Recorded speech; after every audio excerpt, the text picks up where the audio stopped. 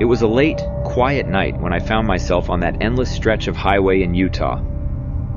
Heading east, racing against time, I was already way behind schedule, thanks to an accident that held me up hours earlier. With the clock ticking and fuel running dangerously low, I did something I never liked to do. I requested an emergency fuel stop.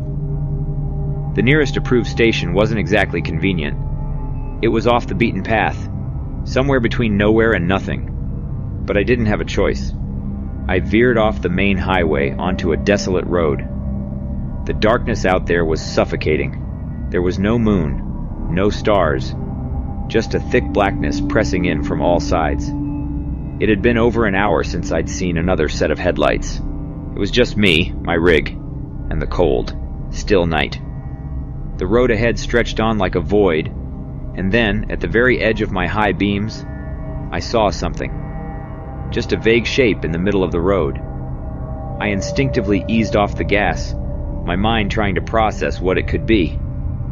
As I got closer, my heart rate kicked up a notch. It wasn't debris or roadkill, at least, not the kind you'd expect. When I passed it, I slammed on the brakes hard enough to jolt me forward in my seat. My mind raced, trying to comprehend what I had just seen. My foot was glued to the brake pedal, the engine idling as the faint red glow of my brake lights illuminated the road behind me. My hands gripped the steering wheel so tightly they began to ache. What the hell did I just see? I shifted into reverse, staring into the mirror as the silhouette slowly reappeared. A dark, twisted form, barely visible in the crimson haze of my brake lights. I killed the engine, threw on my jacket, and grabbed the flashlight. In hindsight, stepping out of the truck was a mistake, but curiosity, that damnable curiosity, got the better of me. The air outside was freezing, still, and eerily quiet. My breath fogged up in front of me as I walked around the back of the trailer. The hum of the truck was the only sound, a faint mechanical lifeline in the sea of silence. I raised the flashlight and swept it across the road. My beam landed on it. It was a body, a mangled, headless corpse, skinless. What was left of it was a grotesque display of muscle, sinew, and bone. A rib cage, stark white and glistening in the beam of my flashlight, sat atop a mass of other bones, barely held together by tendons. No fur, no clothing, nothing to suggest this was once an animal. Just a steaming pile of something that had no business being out here in the middle of the highway. I stood there, rooted to the spot, my mind racing to make sense of the horror in front of me. My stomach churned as the reality sank in. This wasn't just roadkill. This was something worse. Much worse. I reached for my phone, fumbling to pull it from my pocket, but there was no signal. The nearest town was miles away, and I was alone. Completely alone. I scanned the area, shining the flashlight into the darkness. That's when I saw them. At the far end of the road, barely visible against the inky blackness, were a handful of coyotes. Their eyes gleamed back at me, reflecting the light from my torch. They stood there, watching, waiting. And then they started to move. One by one, they slipped through a gap in the fence along the road, trotting towards me with an eerie confidence. My heart pounded in my chest. The soft patter of their paws on the pavement was nearly drowned out by the roar of my pulse in my ears. That was my cue. I turned and hurried back to the truck, climbing into the cab and slamming the door behind me. My hands trembled as I turned the key, the engine roaring to life like a comforting friend in the middle of that nightmare. I floored it, leaving the coyotes, and whatever the hell that thing was, behind me. I didn't stop again until I hit cell service, 50 miles down the road. I called the police, trying to describe what I'd seen without sounding insane. They took my information, said they'd send someone out, but I could tell they didn't believe me. Hell, I barely believed myself. For the next 2 weeks, I tried to push the incident out of my mind. But every night, as I lay in bed, the image of that headless corpse haunted me. The hollow cage of ribs, the slick, exposed muscles, the way the steam rose into the cold air, and then came the call that made my blood run cold. The police had found a man, well, what was left of him, in the area I had described. They didn't come right out and say it, but I got the hint. They wanted to know if I remembered anything else, if I had seen anything unusual before or after. But what could I tell them? I didn't know anything more than what I had already said. I hung up the phone, but the dread stayed with me, creeping into every thought. I had been so close to that corpse. And if the body belonged to the missing man, I couldn't help but wonder, was the killer still nearby, watching me that night? Had I interrupted something? The questions swirled in my head, but deep down, I knew one thing for sure. There are some things you're better off not knowing. Driving across the Great Plains at night is like drifting through another world. The emptiness is staggering, just miles and miles of flat, open land, stretching as far as the eye can see. Nothing but the highway ahead and the inky black sky above. It was around 2 a.m., and I was cutting through Nebraska on a tight schedule, hauling a particularly valuable piece of equipment that I still can't talk about, thanks to the non-disclosure agreement I signed. I was supposed to reach Montana by morning, and everything had been running smoothly, until the road in front of me turned into something straight out of a nightmare. The thing about driving through the plains is that you get used to the monotony. The roads are so straight, and the land is so flat, that it almost lulls you into a trance. Highway hypnosis, they call it. It creeps up on you like fog, slow and subtle. But I'd been doing this job long enough to recognize the signs. I wasn't worried. I had been through it hundreds of times before.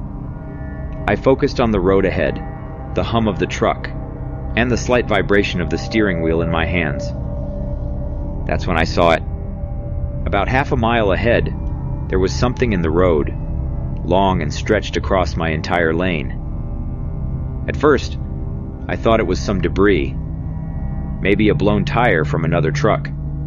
Just the usual stuff you see on these long stretches of highway. I eased off the gas and prepared to switch lanes, thinking I could avoid it without much trouble. But as I got closer, my headlights caught something that made my stomach drop. It wasn't debris. It was two people. They were lying down in the middle of the road, head to toe, covering the entire lane. My first instinct was to stop, to check if they were okay. Maybe they'd been hit by a car or were in some kind of trouble. But I hesitated, slowing down, but not fully stopping. They weren't moving, not an inch. No flinching, no attempt to get up, nothing. That's when my uncle's words came back to me. He'd told me a story once late at night around a campfire, back when I was just starting out as a driver.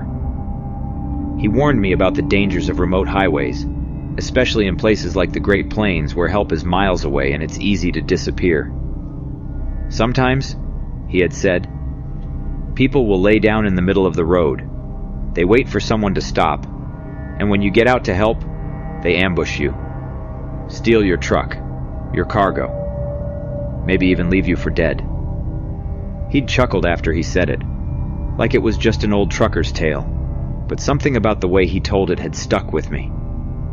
And now, here I was, staring at two people lying in the middle of the road, miles from the nearest town, in the dead of night. I kept my foot hovering over the brake, but I didn't stop. Instead, I shifted the truck into gear, ready to go. As soon as I did, both of them sat up, as if on cue. They didn't rush toward me, didn't run, just calmly got up and started walking toward the shoulder of the road, disappearing into the darkness. My heart was pounding in my chest. If I had stopped, if I had gotten out of that truck, who knows what would have happened? Maybe nothing. Maybe everything. I didn't wait to find out. I put my foot on the gas and got the hell out of there, eyes glued to the rearview mirror until the figures were long out of sight. Once I had put a good distance between me and that stretch of road, I grabbed my phone and called the police, explaining what I had seen. The dispatcher took the information, But out here, in the middle of nowhere, it felt pointless. By the time anyone got there, they'd be gone. The planes could swallow anything and anyone. For the rest of the drive, I couldn't shake the feeling that I had narrowly escaped something much worse than highway hypnosis. The plains that had once felt so vast and empty now felt suffocating, like something was watching from the dark, waiting. When I finally reached Montana, I pulled into a truck stop and sat there for a long time, just breathing. I replayed the moment over and over in my head, the way those two figures had laid so perfectly still, so unnervingly calm, and the way they had simply walked away when I didn't fall for their trap. I thought about calling my uncle to tell him he had saved my life, but I never did. Somehow, talking about it made it too real, and I wasn't ready to deal with that. I finished my run, handed off the cargo, and went home like it was just another day on the job. But every time I drive through the plains now, I can't help but feel that lingering unease, that sense that the land isn't as empty as it seems. And sometimes, late at night, I think about how close I came to losing everything that night on the road. Thanks to my uncle's story, I kept my truck, my job, and my teeth. But I'll never forget the sight of those two figures, lying there in the dark, waiting for me to make one wrong move. The Canadian Rockies have a way of making you feel like you're the only person left on Earth. Miles of dense forest stretching up into jagged peaks, the black of the night pressing in so thick it feels like a weight. I had just passed through a small town, a gas station, and a few dimly lit houses clustered along the highway.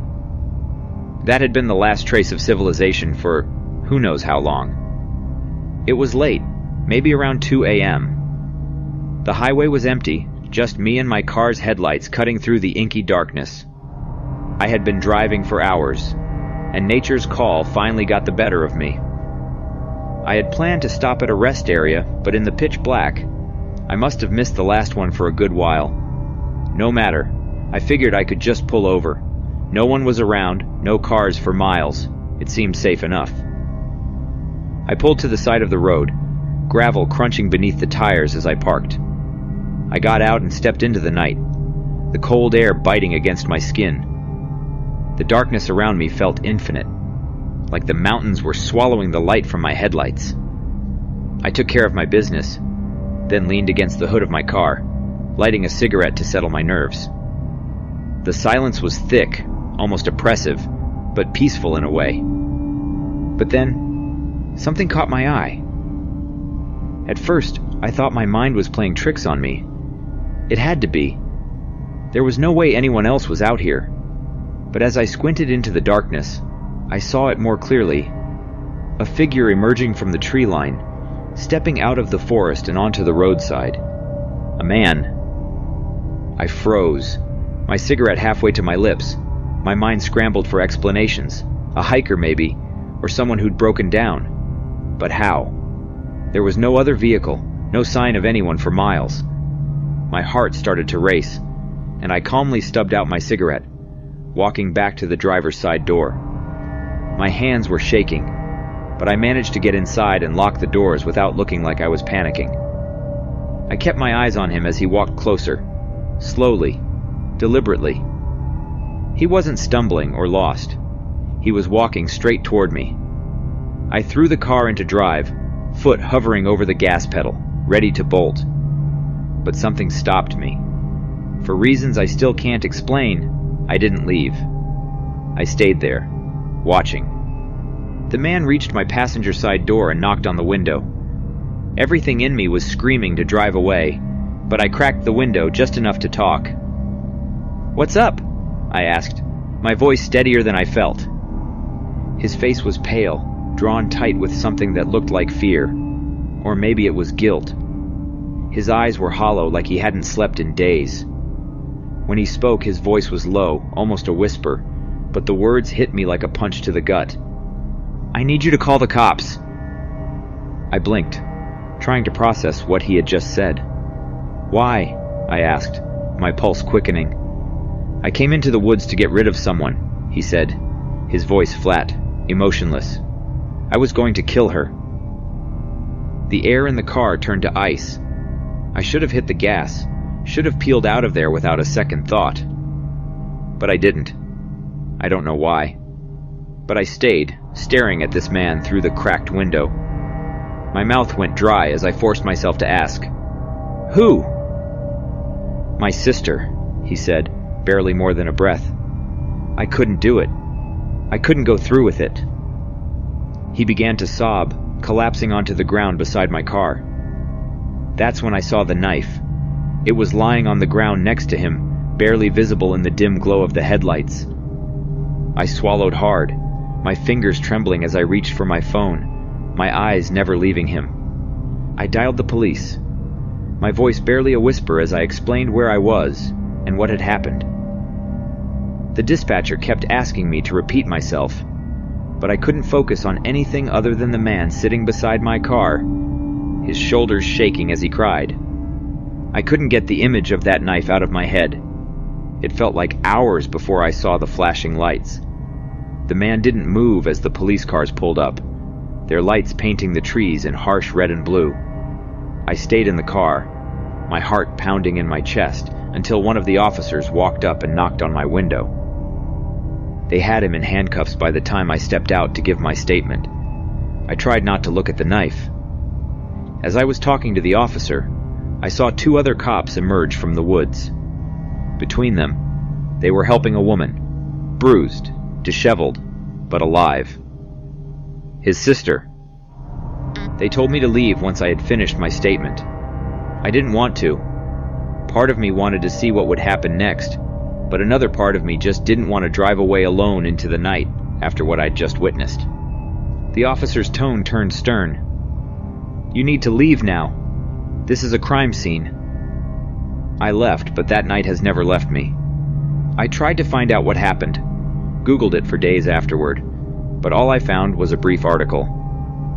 Woman found alive in woods. Brother incited. That was it. No follow-up, no explanation. I'm glad she survived, but sometimes, late at night, I can't help but wonder, what if he hadn't changed his mind?